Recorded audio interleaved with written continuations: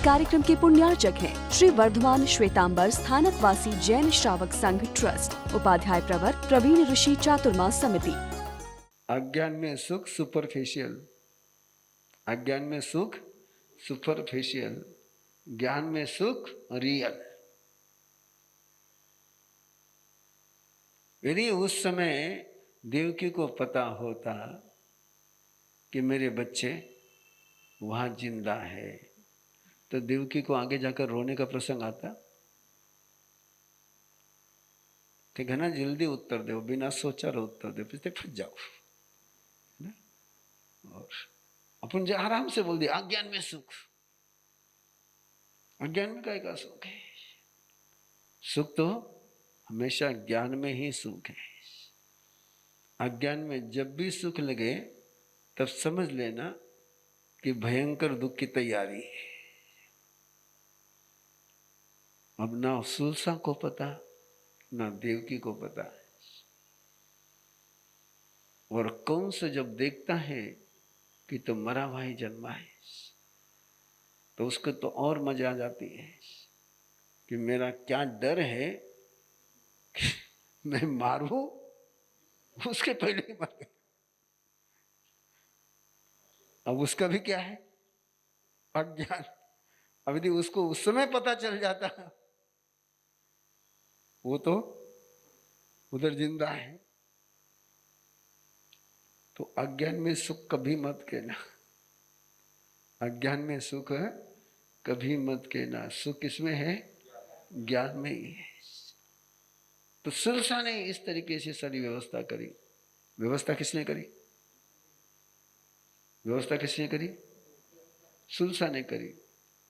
और सुलसा की उस व्यवस्था में से जान किसकी बची? देवकी के बेटों की। वहां तो जन्मे मरे, लेकिन उसने जब आंख खोली तो उसको कौन नजर आया?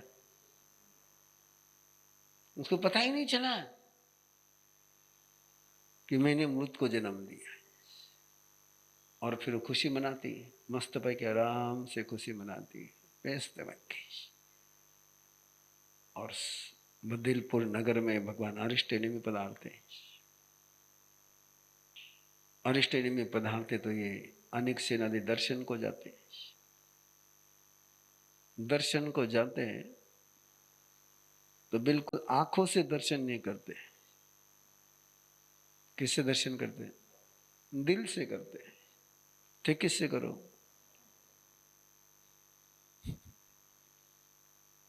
अब थाने पूछ रही हो, हाँ नहीं करो, करो उसको नहीं, ये पक्की बात है। आप लोग केवल आंखों से दर्शन करते, हाथों से दर्शन करते।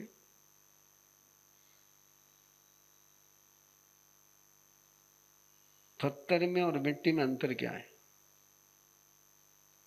पत्थर में और मिट्टी में अंतर क्या है? पत्थर के ऊपर पानी जाता है, पत्थर ठंडा हो जाता है, लेकिन अंदर तक गिल्ला नहीं होता है। मिट्टी के पास पानी पहुंचता है तो अंदर तक गिल्ला होता है। और अंदर तक गिल्ला होता है तो फिर वो बीज को कितना ही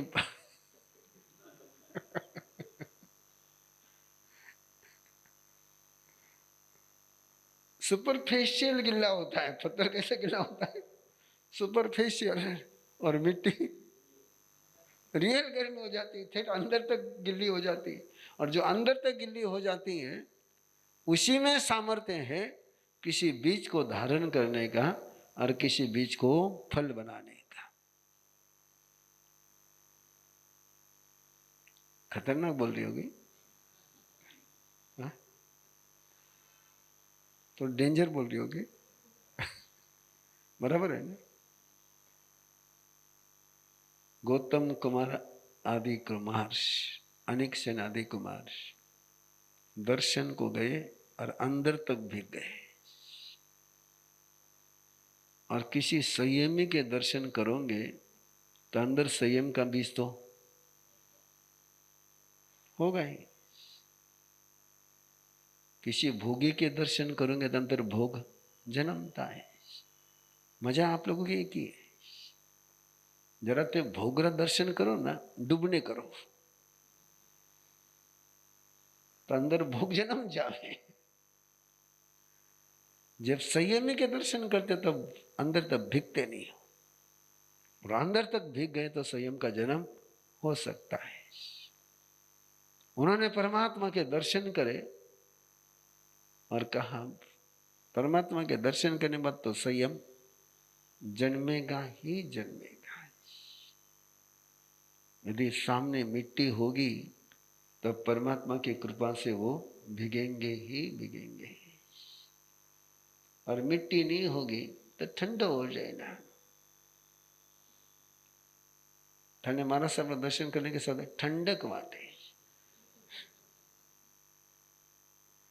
मन ने शांति लागे, उत्कृष्ट थकी है, थका मन में वो भाव नहीं जन्मे कि नहीं उसे हो जावा। ठंडक तक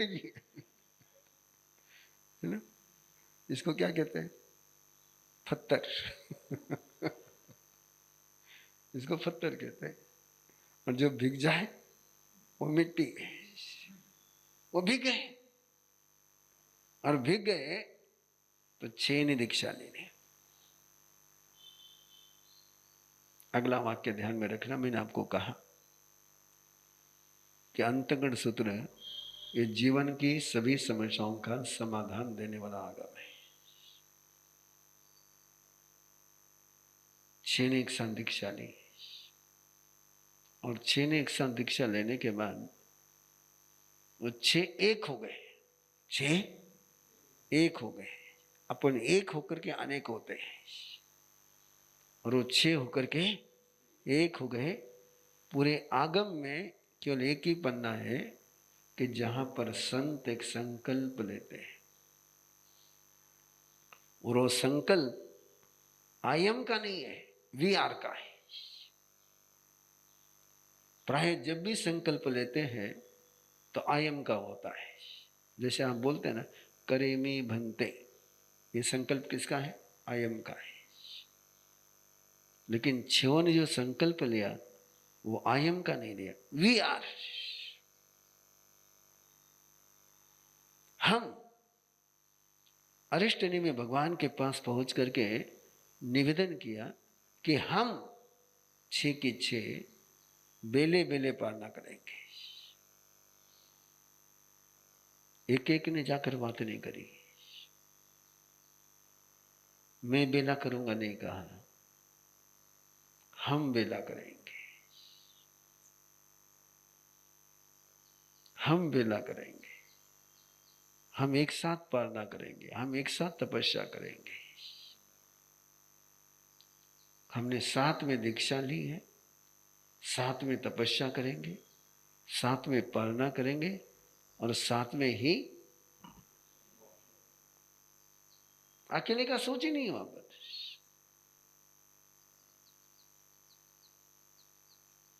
आपका क्या सोच है?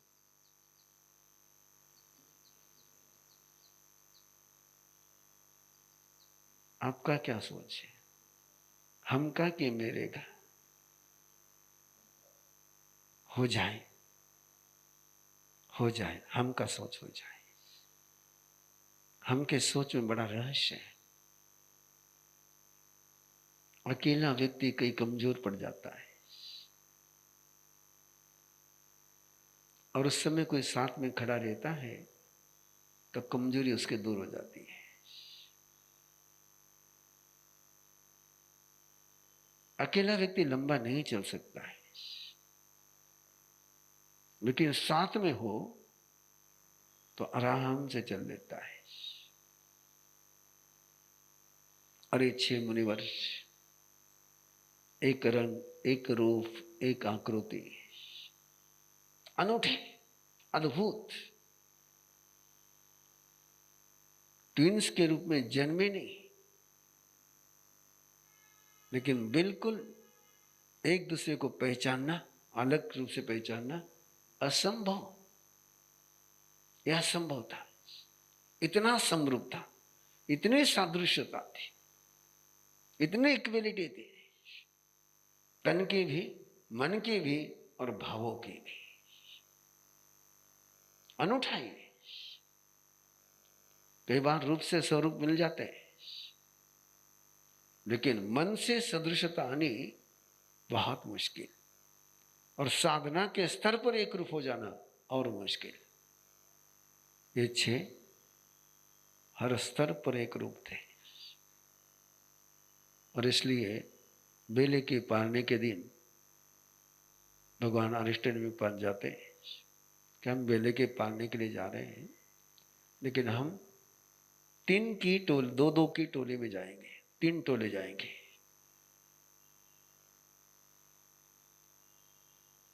अकेले जाएंगे नहीं, गोत्री को भी अकेले, हम 6 अकेले अलग अलग नहीं जाएंगे गोत्री को। इंद्रभूति गौतम अकेले गोत्री को जाते हैं, अर्जुन माली अकेला गोत्री को जाता है। जितने भी आगम में साधुओं के गोत्री का जिक्र आता है, वे कैसे अकेले गए, अपना लाया अपना खाया। लेकिन ये अकेले नहीं जाते गोत्री को, ये समूह में गोत्री जाते हैं, और 2-2 गोत्री को जाते हैं। परमात्मा के वहां से निकलते समय 6 एक साथ निकलते हैं, आगे आकर के 3 दिशा में जाते हैं। ध्यान से सुनोगे ना। और जब चले द्वारिका नगरी में आए, विहार करते करते, और बेले के पारने के दिन चले, रास्ता तीनों ने अलग अलग लिया, 3 टोले बने, और चौराहे पर आकर के एक इधर एक उधर एक उधर, एक गली में नहीं गए अलग अलग रास्ते से। मैं रुका हूं, आप समझो, चले अलग अलग रास्ते से। सोच ये था कि हम अलग अलग घर पर गोत्री जाएंगे, एक घर पर गोत्री नहीं जाएंगे।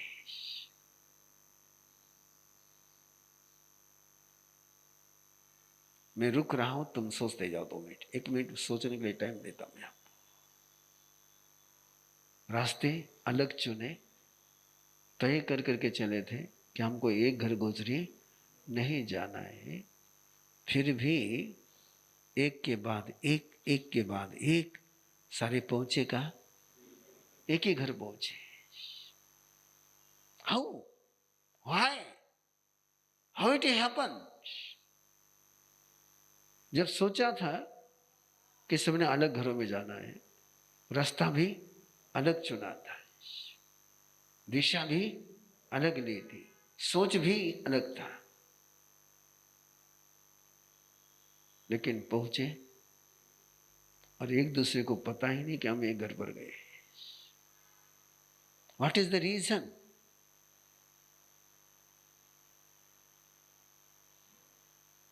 What is the reason?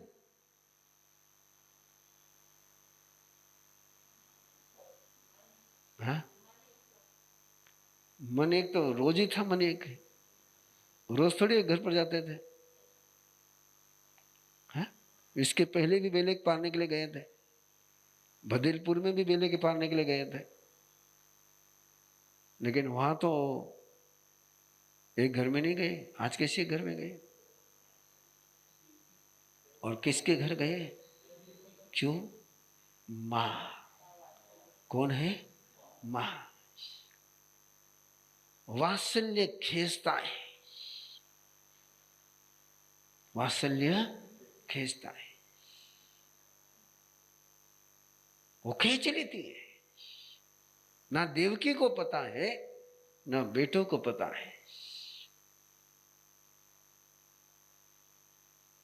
आपके ज्ञान के परे, आपके सोच के परे रिश्ते काम करते हैं। कौन काम करता है? हाँ, बाकी सारे तुम्हारे सोच से चलते हैं, रिश्ते तुम्हारी सोच से नहीं चलते हैं। We all come from different walks of life. We are chartered accountants and lawyers. We are doctors and engineers. We are entrepreneurs. We are designers. We are artists. We are homemakers. But in common, we are all teachers of Arham Garva Sadhana at Arham Vidya. We teach, guide, and mentor the creators of the future. Of course, the parents too.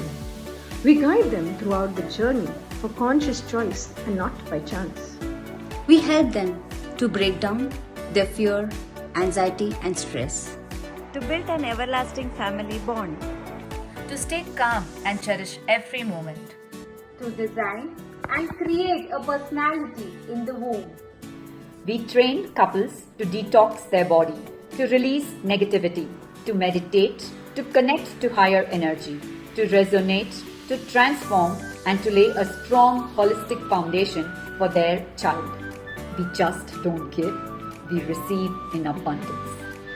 By teaching them, we have transformed our lives. We have learned to tackle our life problems smoothly.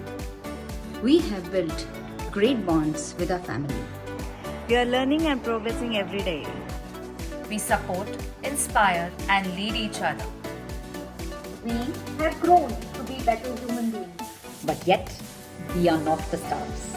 We are empowered, motivated, and guided by our Guru, Upadhyay Praveen Rishi. We are a team of 500 plus trainers across the globe. Together, we empower generations. Join hands with us on this beautiful journey to create a better world. 6 months teacher training program starting this August 2024. For more details, join us on an introductory session on the 5th of August at 9 p.m. Follow us on Instagram, Facebook at Arham Garva Sadhana. इस कार्यक्रम के पुण्यार्चक हैं श्री वर्धमान श्वेतांबर स्थानक वासी जैन श्रावक संघ trust, Upadhyay प्रवर प्रवीण ऋषि चातुर्मा समिति, महावीर भवन इंदौर।